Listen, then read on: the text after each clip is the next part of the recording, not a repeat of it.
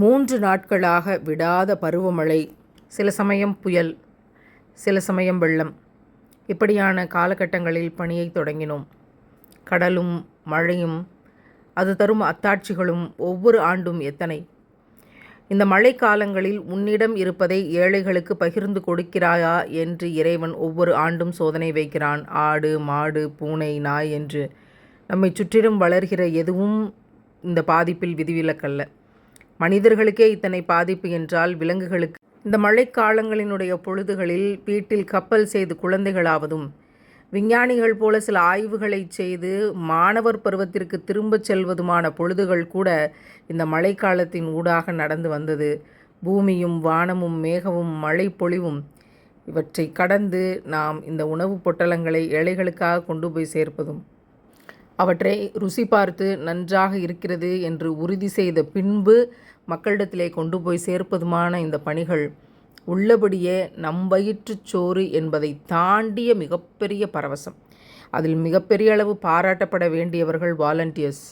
வந்து இருந்து கடினப்பட்டவர்களுக்கு கொண்டு போய் இந்த உணவை சேர்ப்பதற்கு ஒவ்வொருத்தரும் நாங்கள் சொல்லுகிற இடத்திற்கு வந்து அதை பெற்று உரிய மக்களுக்கு கொண்டு போய் சேர்த்த அத்தனை தன்னார்வலர்களுக்கும் சகோதரிகளுக்கு என்னுடைய உளம் நிறைந்த ஜஸாக்கல்லாஹ் ஹைர். இதற்கிடையில் வண்டியை இயக்கி கொண்டு வரக்கூடிய சகோதரர்கள் எல்லாம் செய்த பணி மகத்துவமானது.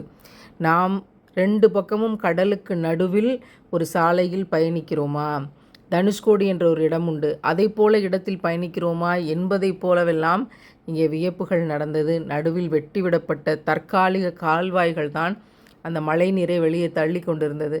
நிறைய கடினங்களோடு இந்த மழையில் பாதிக்கப்பட்டு கொண்டிருக்கிற அல்லது ஏற்கனவே பாதிக்கப்பட்ட மக்கள் இந்த மழையில் இன்னும் மோசமாக எத்தனை பாதிக்கப்படுகிறார்கள் என்ற நிலையெல்லாம் பார்த்தும் நடுநடுவே அவர்களுடைய அன்பின் பரவசங்களை உணர்ந்தபடியும் இந்த உணவு கொடுக்கும் பணியை இன்றைக்கு முழுதும் தொடங்கினோம்.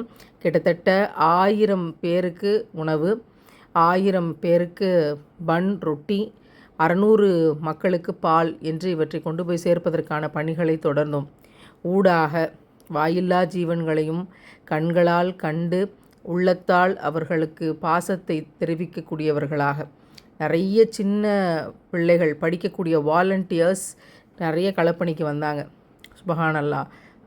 அலையாக தேங்கி கிடக்கிற இந்த நீருக்கு நடுவில் இறைவன் தந்த அருட்கொடைகளை அள்ளி அணைத்தபடி ஒவ்வொரு சகோதரியும் அந்த உணவு பொட்டலத்தை வாங்கி கொண்டு தன் வீட்டுக்கு இந்த நீரை கடந்து கொண்டு போய் சேர்ப்பதே ஒரு வேள்வி போல, ஒரு பெரிய விளையாட்டு போட்டியில் முதல் பரிசு பெற்றதை போல